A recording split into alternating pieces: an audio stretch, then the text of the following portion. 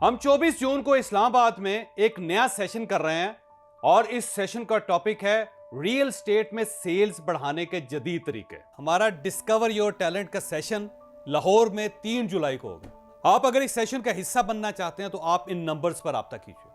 हमारा स्पेन का अगला टूर जुलाई और फ्रांस और स्विट्जरलैंड का ग्रुप अगस्त में जाएगा। आप इन नंबर्स पर रब्ता करके हमारे ग्रुप का हिस्सा बन सकते हैं। जनरल परवेज मुशर्रफ से पूरी दुनिया वाकिफ है। शायद ही दुनिया में कोई शख्स हो जो जनरल परवेज मुशर्रफ साहब को ना जानता हो। आप दुनिया की किसी जगह चले जाएं, लोगों के हाफजे में जनरल परवेज मुशर्रफ साहब आज तक महफूज हैं। उन्होंने एक बहुत शानदार इनिंग्स खेली, 10 साल तक पाकिस्तान के प्रेसिडेंट भी रहे और इस दौरान वॉर एंड टेरर भी होती रही। शायद ही दुनिया का कोई बड़ा मुल्क होगा जहां पे जनरल परवेज मुशर्रफ साहब को बुलाया नहीं गया और उनका खिताब नहीं हुआ और लोगों ने बड़ी तवज्जो से उनका खिताब नहीं सुना। एक वक्त था कि वो मीडिया की बल्कि बैनुल-अक़वामी मीडिया की डार्लिंग होते थे। आप अमेरिका चले जाएं, आप यूरोप चले जाएं, आप चाइना चले जाएं, आप जापान चले जाएं, हर जगह जनरल परवेज मुशर्रफ साहब मीडिया पर नजर आते थे।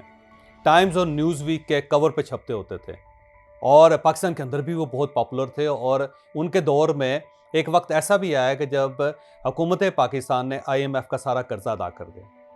यानी उनके से पहले 15-20 साल पहले और उसके बाद तक यानी 35 साल के अरसे में एक वक्त आया था जनरल परवेज मुशर्रफ साहब का कि जब हुकूमत पाकिस्तान ने एक चेक लिखकर IMF से हमेशा के लिए जान छुड़वा ली और उसके बाद सारे पॉलिटिकल गवर्नमेंट्स आई और फिर दोबारा IMF वापस आ गया। ये अलग कहानी है।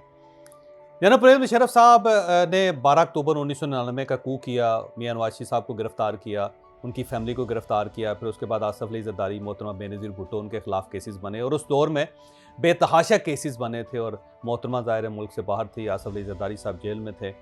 मियां नवाज शरीफ साहब के ऊपर गद्दारी का केस भी बना, फिर उनके ऊपर त्यारा हाई जैकिंग का केस भी बना, फिर वो जेल में भी रहे पूरे ख़ानदान समेत और फिर उनको जद्दा भी भेज दिया गया। सारी कहानियाँ जो है ना अब ज़ाहिर तारीख का हिस्सा है, इन्हें दोहराने का कोई फ़ायदा नहीं।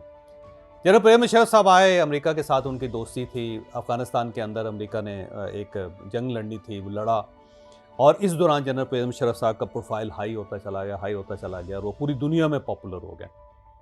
लेकिन उसके बाद फिर सियासी गवर्नमेंट आई, फिर जनरल परवेज मुशर्रफ साहब फारिग हुए, फिर उसके बाद वो बाहर चले गए, फिर वो पाकिस्तान वापस आए, फिर मियां नवाज शरीफ साहब की गवर्नमेंट आई, फिर उन्होंने उनके खिलाफ आर्टिकल 6 का केस कर दिया, फिर उनको गिरफ्तार करने की कोशिश की गई, फिर वो जनरल राहील शरीफ की मदद से वो मुल्क से बाहर चले गए और अब वो लंदन के अंदर हैं और दुबई के अंदर हैं। 2 जगहों पे उनका क़याम है।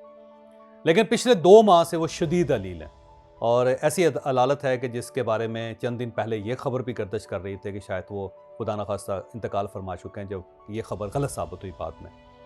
अब क्योंकि जनरल परवेज मुशर्रफ साहब एक ट्रू सोल्जर हैं और सोल्जर की ये नफ्सियात होती है कि उसकी कोशिश होती है कि कम से कम उसका इंतकाल अपने मुल्क के अंदर हो, वो ज़्यादा देर तक अपने मुल्क से बाहर नहीं रह सकता। तो जनरल परवेज मुशर्रफ साहब जितना अरसा मुल्क से बाहर रहे, मैं इस चीज़ को जानता हूँ कि वो पाकिस्तान आने के लिए बेताब रहे और अब क्योंकि वो इंतहाई अलील हैं और इस अदालत के अरसे में उनकी ख्वाहिश है कि वो पाकिस्तान वापस आएँ और अपनी ज़िंदगी का आखिरी हिस्सा पाकिस्तान के अंदर गुजारें और फिर उनकी ये भी ख्वाहिश है कि खुदा न खास्ता वो दुनिया में नहीं रहते तो पाकिस्तान के अंदर बाकायदा उनकी तदफीन हो और फिर उन्हें बाकायदा सलामी के साथ उनको दफन किया जाए, जैसे दूसरे आर्मी चीफ्स को किया जाता है।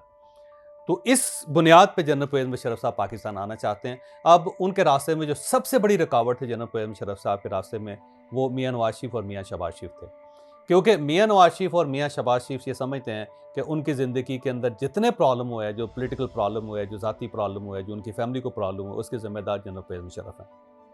लेकिन जब जनरल परवेज मुशर्रफ साहब की अदालत की खबर मियां नवाज शरीफ साहब तक पहुंची और फ़ौज की तरफ से दरमियान से रब्ता किया गया कि हमारे आर्मी चीफ है और हम चाहते हैं कि वो पाकिस्तान के अंदर आएँ और उनकी ज़िंदगी का आखिरी हिस्सा पाकिस्तान के अंदर गुजरना चाहिए, तो मियां शहबाज शरीफ और मियां नवाज शरीफ साहब की तरफ से ये दावत दी गई कि वो अगर पाकिस्तान आना चाहें तो हमें कोई एतराज़ नहीं।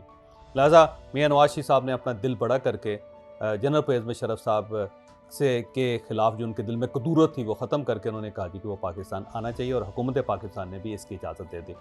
अब खबरें गर्दिश कर रही हैं कि जनरल परवेज मुशर्रफ साहब किसी वक्त भी एयर एम्बुलेंस के ज़रिए पाकिस्तान आ सकते हैं। ये एक बहुत अच्छा जेस्चर है और ये जेस्चर साबित करता है कि अगर मुल्क ने तरक्की करनी हो या पॉलिटिकल सिस्टम ने आगे बढ़ना हो तो इस किस्म के बोल्ड फैसले करने चाहिए। ये याद रखें कि नफ़रत एक बोझ होती है और जितनी ज़्यादा बड़ी नफ़रत होगी उतना ही उसका बोझ भी ज़्यादा होगा। आप समझे कि आप कि दिल में अगर इतनी सी नफरत है तो उसका बोझ भी 5-6 किलो 10 किलो होगा। और अगर इसका रेडियस या इसका साइज़ आप बढ़ाते चले जाएंगे तो इसका वज़न भी बढ़ता चला जाएगा। और एक इंसान की कैपेसिटी है कि वो एक ख़ास हद से ज़्यादा बोझ नहीं उठा सकता। लिहाजा आप अगर नफ़रत की गठरियाँ उठा के अपने सर पर रख के या अपने कंधों पर रख कर आगे बढ़ना चाहेंगे तो आप ज़िंदगी में बहुत आगे नहीं बढ़ सकेंगे। मुल्कों को भी और शख्सियात को भी अगर उन्हें तरक्की करनी हो तो उन्हें अपनी नफ़रत की गठरियाँ नीचे रखनी पड़ती हैं। तो ये एक बहुत बड़ा मेरा ख्याल है फ़ैसला है, और ये फ़ैसला आने वाले दिनों में पाकिस्तान के मुकद्दर का फ़ैसला भी करेगा। अगर मियां नवाज शरीफ साहब अपना दिल बड़ा कर सकते हैं जनरल परवेज़ मुशर्रफ के मामले में, तो मेरा ख्याल है बाकी पॉलिटिकल लीडरशिप को भी अपनी अपनी नफ़रतों की गठरियाँ साइड पर रख के पाकिस्तान के लिए काम करना चाहिए। तो इस रोशन मिसाल को सामने रखते हुए मेरा इमरान खान साहब को भी मशवरा है कि अगर मियां नवाज शरीफ साहब जनरल परवेज़ मुशर्रफ को माफ़ कर सकते हैं, उनके लिए दिल खुला रख सकते हैं, तो आप भी अपने दिल को खुला रखें और गवर्नमेंट के साथ बैठें। हुकूमत के साथ बैठेंगे तो ये मुल्क चलेगा, वरना ये मुल्क नहीं चल सकेगा। अब हमारा चैनल क्योंकि सेल्फ हेल्प का चैनल है और इसमें हम पॉलिटिकल मवाद जो है उसको डिस्कस नहीं करते, लेकिन क्योंकि एक बड़ा पॉलिटिकल वाक़या है जो आपके सामने रखना ज़रूरी था, और इस पॉलिटिकल वाक़े से हम एक चीज़ सीख सकते हैं, वो ये है कि जब तक आप अपनी नफ़रत, अपनी कदूरत की गठड़ी नीचे नहीं रखते, उस वक्त तक आप ज़िंदगी में आगे नहीं बढ़ते। लिहाजा आप जॉब कर रहे हैं या फिर आप बिज़नेस कर रहे हैं, तो इस मिसाल को अपने सामने रखें और ये फ़ैसला कर लें कि आज की नफ़रत को आज ही के दिन दफन होना चाहिए। उसे लेकर रात अपने बेड पे ना सोएं, वरना वो नफ़रत आपको आपके अगले दिन को भी बर्बाद कर रही है। लिहाजा गठड़ियाँ नीचे रखते चले जाएं, ज़िंदगी में बहुत आगे जाएं। और हमारा कैरियर काउंसलिंग का कोर्स 17 जून से स्टार्ट होगा। इसके 2 हिस्से होंगे। अगर आप बिजनेस करना चाहते हैं तो बिजनेस में आप अपना कैरियर कैसे बना सकते हैं, और अगर आप जॉब हासिल करना चाहते हैं तो जॉब में किस किस्म का कैरियर आपको सूट करेगा, हम इस कोर्स में आपको ये बताएंगे। आप इन नंबर्स पर रब्ता करके इस कोर्स का हिस्सा बन सकते हैं।